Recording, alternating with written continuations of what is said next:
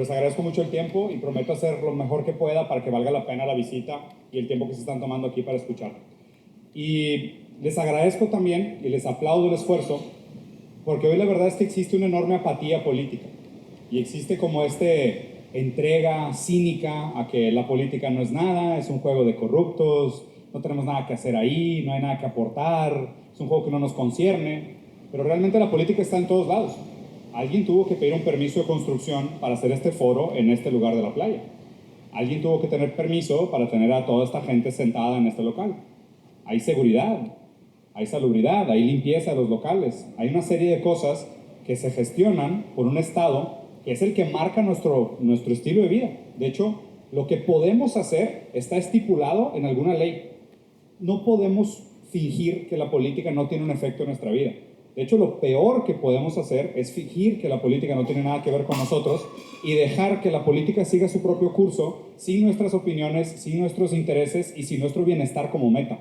Entonces, hoy les preparé una presentación un poquito teórica. Al principio está un poco más teórica y luego se va poniendo más práctica al final y cada vez se pone más tétrica, porque realmente lo que quiero es que salgan de aquí con una duda. Eso para mí es lo más importante de todos. Creo que durante mucho tiempo también hemos escuchado esta idea de que tienes que encontrar respuestas y tienes que buscar la respuesta de tu vida y encontrar tu propósito y encontrar respuestas. Yo les vengo a presentar algo un poquito diferente. En lugar de buscar respuestas para tus preguntas, busquemos preguntas para tus respuestas. Las cosas que crees que ya sabes, me gustaría que se echaran un pasito para atrás y se preguntaran realmente por qué saben lo que saben, por qué creen en las cosas que creen, por qué toman las decisiones que toman, por qué el mundo funciona de la manera como funciona, más allá de que nosotros lo entendamos o no. Entonces, esta es un poquito la presentación que tenía planeada para hoy. Y hice tiempo muerto porque no sé en quién va a aplicar para que se llegue a la siguiente slide, entonces supongo que voy a ser yo, voy a estar caminando para aquí para allá.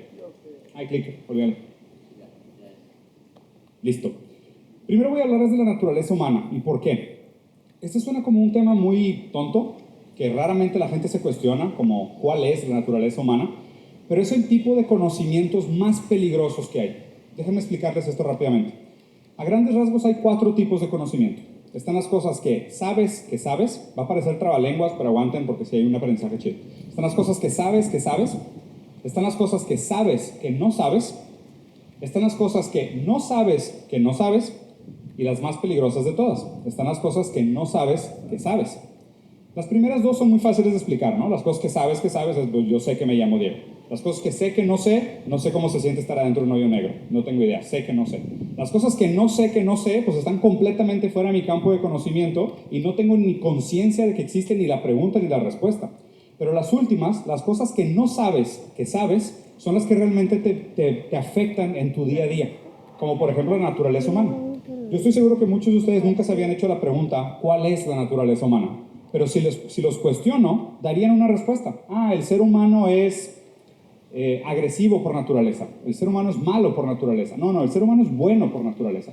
No, el ser humano es competitivo por naturaleza. El ser humano no es un animal político. No, el ser humano es un animal económico. Todo el mundo tiene esa noción o esa idea en su cabeza, aunque nunca se lo hayan preguntado. Esos saberes inconscientes hacen que nosotros tomemos decisiones en base a estas preconcepciones de cómo funciona el mundo.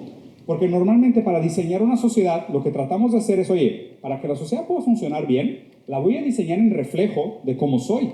Porque si la trato de diseñar como no soy, pues no va a funcionar. En algo me voy a topar. Entonces, tratar de entender la naturaleza humana constantemente nos refleja cómo tratamos de transformar o crear o rodearnos de cosas y actos, productos y servicios que reflejan esa naturaleza humana. Hay un debate muy antiguo entre Maquiavelo y Rousseau, donde Maquiavelo decía que el ser humano es malo por naturaleza y la sociedad es la que le pone reglas, y Rousseau decía el contrario. Rousseau decía, no, el hombre nace bueno, pero está atado, encadenado por todos lados y la sociedad lo pervierte. Y hay otras posturas, como por ejemplo, no existe la naturaleza humana. El humano es lo que puede en relación con sus condiciones materiales. Es más fácil ser una buena persona si tienes buenas condiciones materiales y es más fácil ser una mala persona si tienes malas condiciones materiales. ¿Y por qué les digo esto como un punto de partida tan importante? Porque en base a esta preconcepción de lo que es la naturaleza humana se construyen prácticamente todas las ideologías políticas. Y pregúntese cuándo fue la última vez que ustedes trataron de conectar una ideología política con un origen de una preconcepción de lo que es la naturaleza humana. Y lo mucho que esta idea ha progresado con el tiempo. Porque también algo muy importante de nosotros es que estamos bien tontos y aprendemos cosas nuevas. De hecho, casi todo el tiempo creemos saber y a medida que pasa el tiempo nos damos cuenta que estábamos equivocados o teníamos la respuesta a medias y esa respuesta progresa. Entonces lo importante es mantener esa duda actualizándose constantemente sobre por qué creemos lo que creemos. Y el punto de partida es entender si existe tal cosa como la naturaleza humana y qué es, porque esa es la base de una sociedad funcional. Hablando específicamente de este tema de sociedad, lo que estamos tratando de hacer es organizarnos. Vivir en conjunto, vivir en sociedad es difícil. Mientras más somos, mientras más existe sobrepoblación, mientras más tenemos que competir por recursos, mientras cada uno de nosotros tiene un proyecto de vida, estos proyectos de vida tienden a ser conflictivos y compiten por el tiempo, por el espacio, por la mano de obra, por el recurso, y coexistir exige una serie de leyes. Y aquí es donde hay un aprendizaje muy importante para mí. Hay una historia que dice que la civilización se fundó cuando la primera pelea se arregló con un insulto y no con un golpe. Eso fue cuando se fundó la civilización. Antes de eso, éramos animales. Cuando todavía era, oye, me robaste un pedazo de carne y me lanzo a la yugular a matarte por mi pedazo de carne, no teníamos realmente ninguna distinción de los animales. La sociedad se fundó cuando pudimos insultarnos, cuando pudimos platicar, cuando pudimos debatir, conversar, llegar a un consenso inclusive. Ahí fue donde realmente se fundó la sociedad moderna como la conocemos hoy. El lenguaje es muy importante. Hablar de los temas es muy importante. Y de nuevo quiero hacer una reflexión sobre la apatía que tenemos en este momento histórico.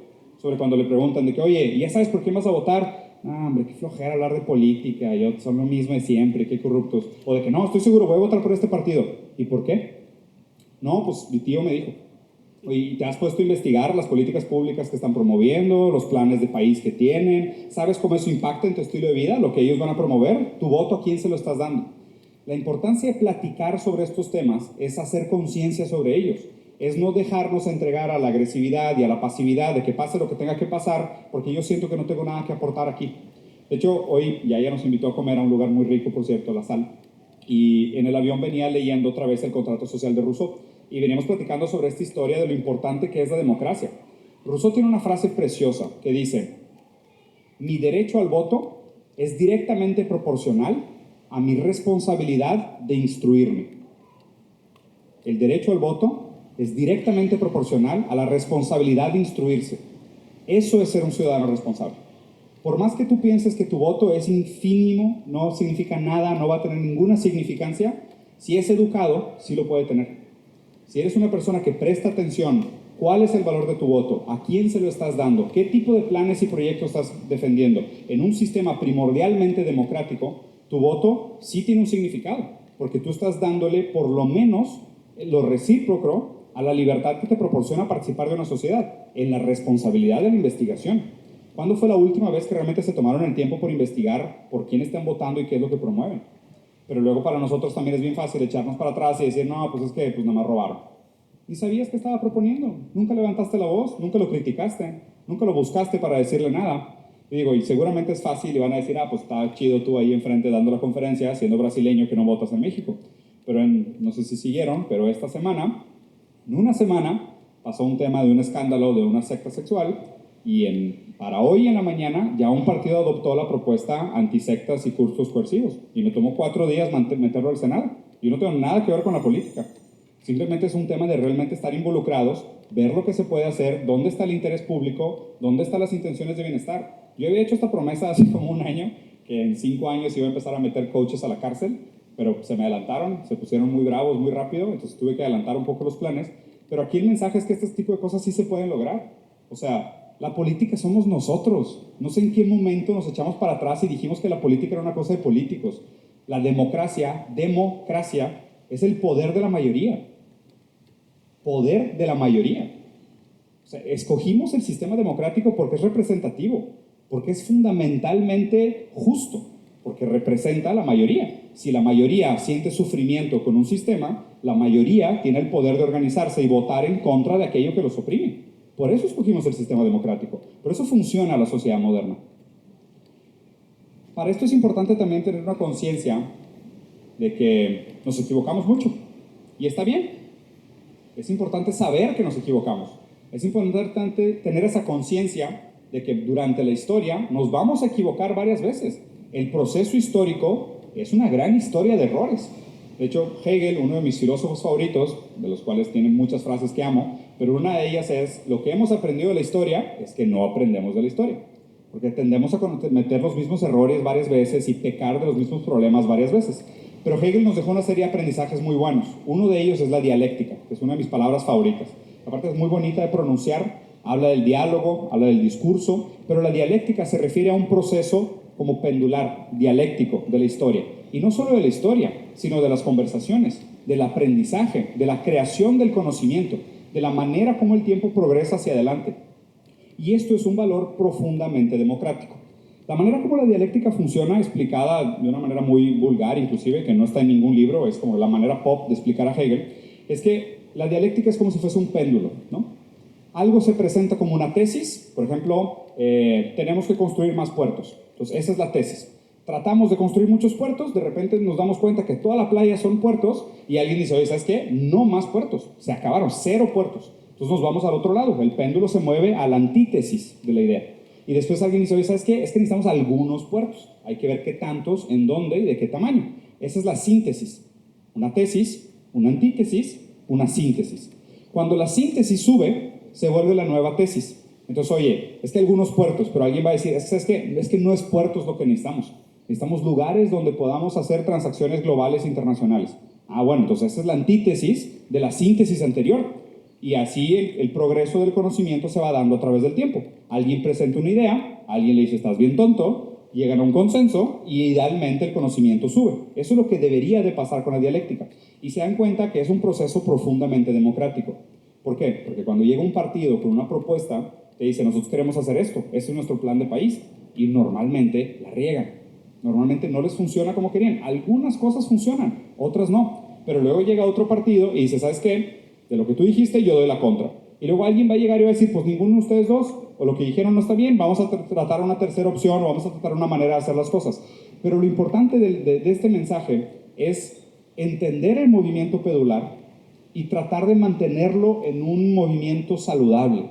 Y eso es una de las cosas por las cuales es más importante ejercer nuestro derecho democrático y buscar la oscilación del poder. El poder, cuando se queda parado en una sola mano, se estanca y se echa a perder. O sea, esta frase muy famosa de que el poder corrompe, pues el poder absoluto corrompe absolutamente. Lo mismo pasa cuando se queda parado. Lo peor que le puede pasar al poder es permanecer en la misma mano durante mucho tiempo. Lo bueno es que diferentes personas tengan oportunidad de ejercer su deseo de cambio sobre el mundo y manifestar su deseo de cambio sobre el mundo con diferentes proyectos que nos van a dar nuevos aprendizajes. Y por eso también muchas veces es importante mantener una cierta apertura ideológica, como para decir: pues yo no tengo todas las respuestas, pero si eres una persona de buena fe y estás dispuesto a colaborar, pues platiquemos. Igual las cosas que nos duelen son las mismas, nada más que les decimos diferentes. Como nunca habíamos conversado, pues no tengo manera de saber si realmente eres mi enemigo o si eres un aliado. Entonces la dialéctica es una herramienta fundamental para buscar este tipo de progreso. Me encantaría hablar realmente de cómo es el mapa político, pero sinceramente Latinoamérica es una basura populista, y lo siento mucho, pero existe todo un abanico de diferentes posturas ideológicas, de diferentes intenciones que significan diferentes cosas, que promueven diferentes valores, que parten de diferentes nociones de lo que es la naturaleza y promueven diferentes tipos de acciones. Pero hemos caído en un momento histórico donde la política se ha mezclado con la mercadotecnia y prácticamente lo que tenemos es gente que te dice lo que sea con tal de obtener tu voto. Su propuesta realmente no importa, no tienen un plan de nación, porque nadie los cuestiona, porque nos hemos vuelto sumamente apáticos, porque el voto es comprable, porque la gente es sumamente fácil de impresionar, no está educada para platicar de temas complicados, entonces nos hemos vuelto susceptibles a los discursos populistas. Pero realmente el espectro político es mucho más complejo de lo que pensamos. Les voy a dar una explicación súper rápida, no sé si habían visto estos ejes, pero en el eje horizontal tenemos el más común, ¿no? Izquierda contra derecha. Y todo el mundo cree que esto realmente es un debate vigente. Tiene algunas cosas vigentes, no tanto como creemos. Creo que ya hay un tercer eje que sería el eje natural, que habla del antropoceno, que es si el humano realmente debería estar en el centro de las discusiones o no. Yo particularmente creo que no. Pero cuando hablamos de izquierda y derecha, grandes rasgos los que defendemos es que la izquierda tiende a ser más colectivista, tiende a buscar el bienestar colectivo, y la derecha tiende a buscar el bienestar individual. No quiere decir que en la izquierda no exista el bienestar individual, y tampoco quiere decir que en la derecha no exista el bienestar colectivo. Simplemente es más como un tema de prioridades, ¿no? Pero históricamente han tenido muchos encuentros y muchos muchas diferencias ideológicas bastante complicadas que se han manifestado en historias bastante drásticas también a través de la historia. En el eje vertical tenemos autoritarismo contra anarquismo. A mero arriba es todo lo define el Estado.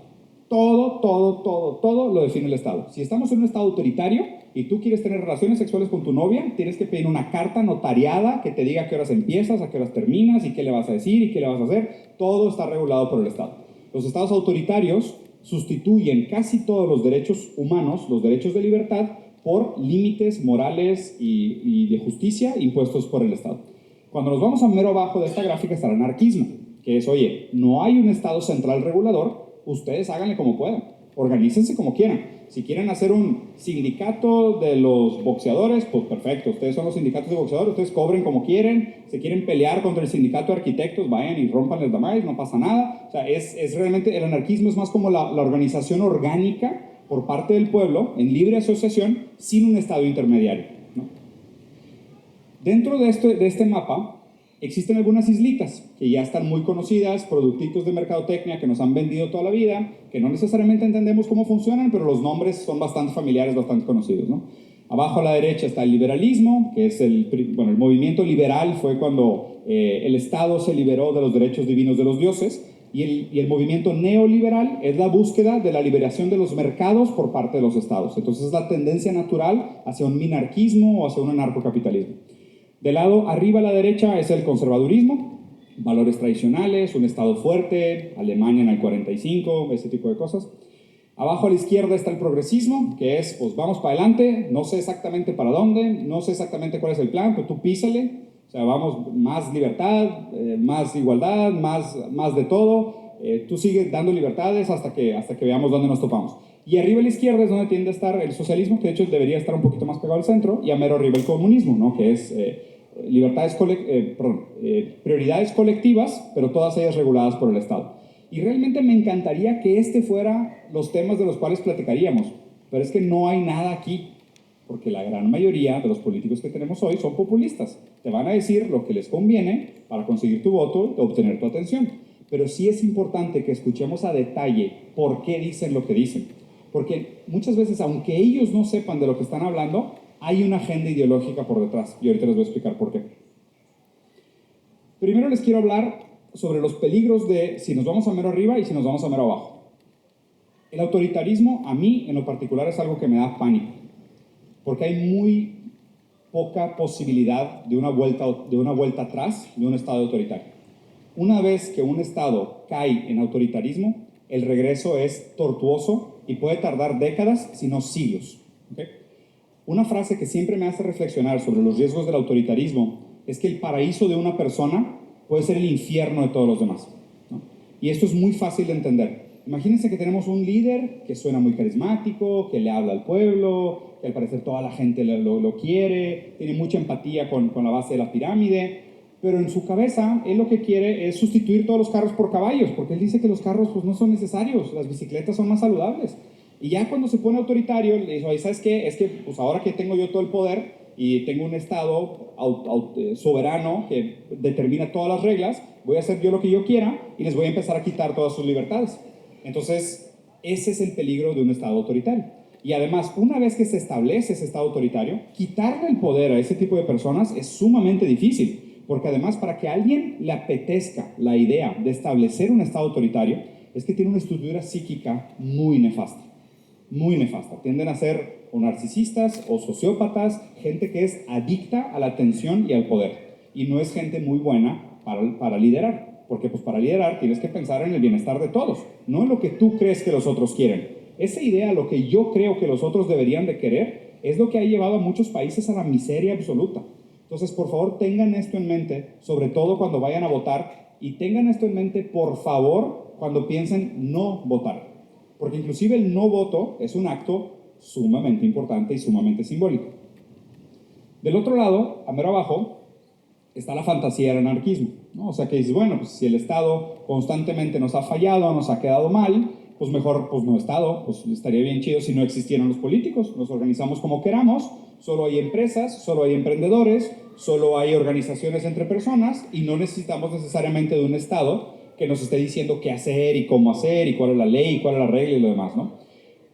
Pero esto es una fantasía en muchos sentidos, en este momento histórico. No creo que a futuro podríamos retomar esta conversación y a lo mejor con la tecnología nos acercaríamos a algún tipo de anarquismo. O sea, tengo mis dudas, pero pudiera ser. Una película como Star Trek, por ejemplo, es una buena idea de cómo podría funcionar un anarquismo tecnológico, que estamos un poco lejos, pero hay ideas. Pero lo difícil del anarquismo es esto. Para que funcione una sociedad, por lo menos tiene que haber alguien que le diga a los demás sobre tus propiedades. Por lo menos, alguien tiene que darle legitimidad a tu propiedad. Porque si no, sería de que, oye, esta es mi casa, no, es mía. De que no, en serio es mía, no, es mía, es que yo estaba de vacaciones y pues ahora regresé y ya quiero mi casa de regreso. Si no existe un Estado imparcial que le dé legitimidad a las propiedades, pues acabaríamos como Mad Max, ¿no? Y digo, si vieron la película de Mad Max, pues no hay hospitales, no hay bancos, no hay internet, no hay nada. O sea, hay gente peleando por gasolina a madrazos, ¿no? Entonces, es un tema muy, muy complejo. Es muy difícil aspirar realmente a una sociedad anárquica. Tiene muchos problemas. Y de hecho, justo creo que este es un tema importante, porque creo que la política no se ha dado cuenta que hoy la pelea política no es izquierda contra derecha. La pelea política hoy es Estado contra no Estado. Y en parte es culpa de la política.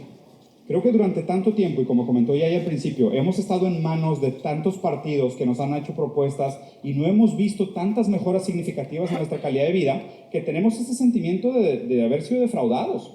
De que, oye, pues yo te doy mi voto, yo te pago mis impuestos, yo trato de trabajar, yo soy un ciudadano honesto, no he estado en la cárcel de una vez, no he sonegado impuestos y no veo una mejora significativa. O sea, paso por las calles y, o sea, no veo dónde está mi lana. ¿Con qué ganas te voy a pagar los impuestos si no veo el resultado de mi trabajo moral como ciudadano?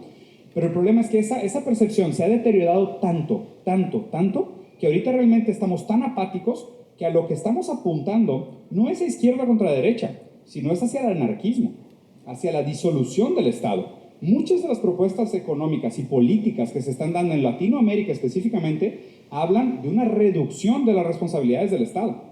Lo cual, de nuevo, en teoría podría ser una buena idea, pero para países en vías de desarrollo es una catástrofe.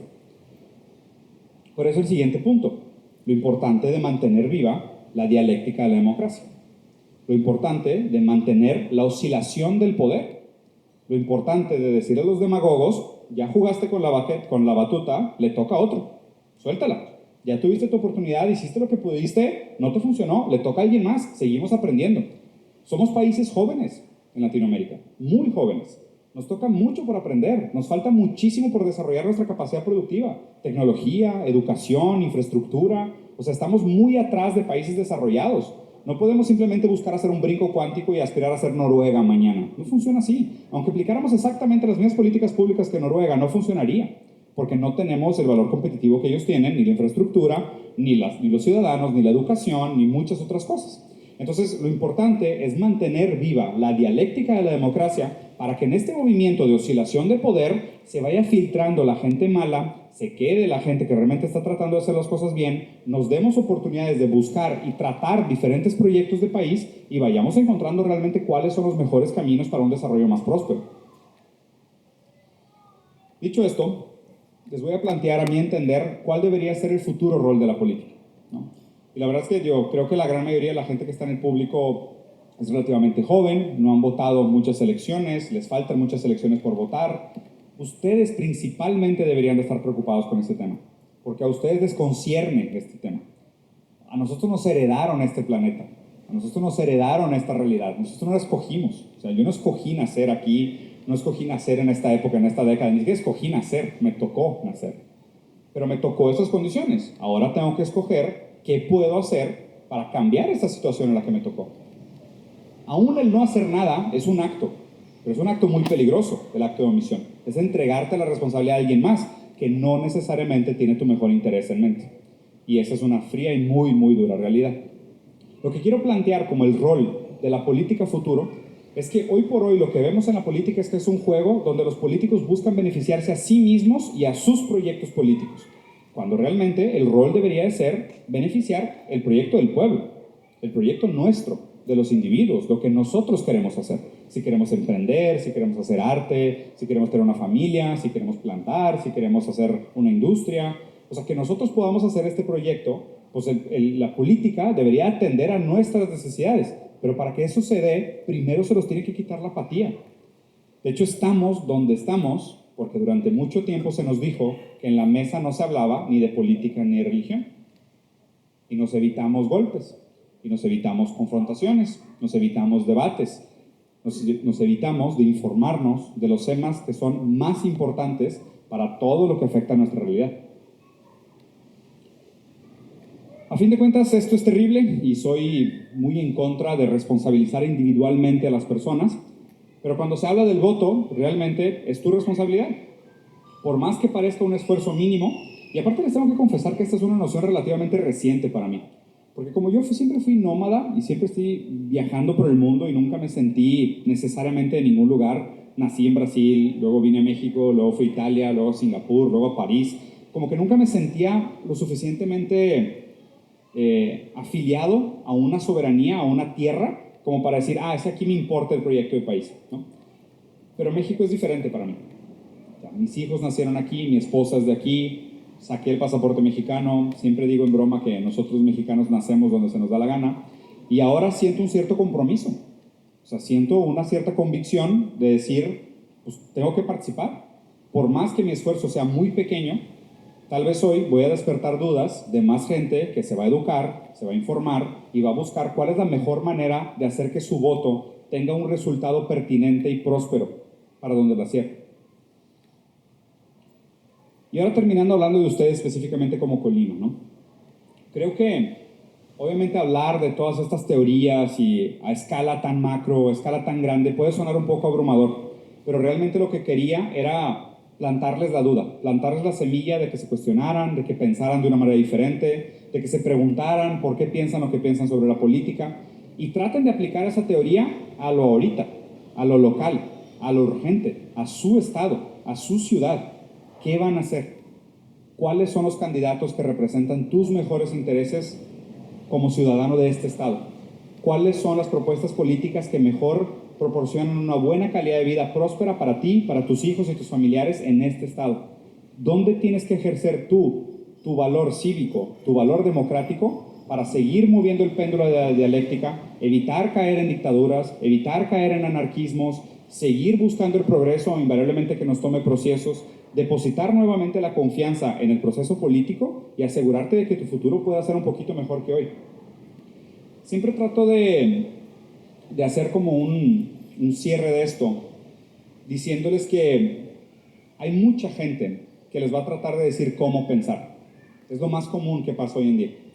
Y yo sinceramente me resisto mucho a ser ese tipo de personas, de oye, deberías hacer esto, y vota aquí, vota allá, esto es lo correcto, esto es lo equivocado. Por más que yo tenga mis propias posturas, pero más allá de yo tener mis propias posturas, lo que me interesa es que cada uno de ustedes se haga responsable de la suya. Que cada uno de ustedes pueda defender con convicción, con inteligencia y con conocimiento por qué va a ser lo que va a hacer.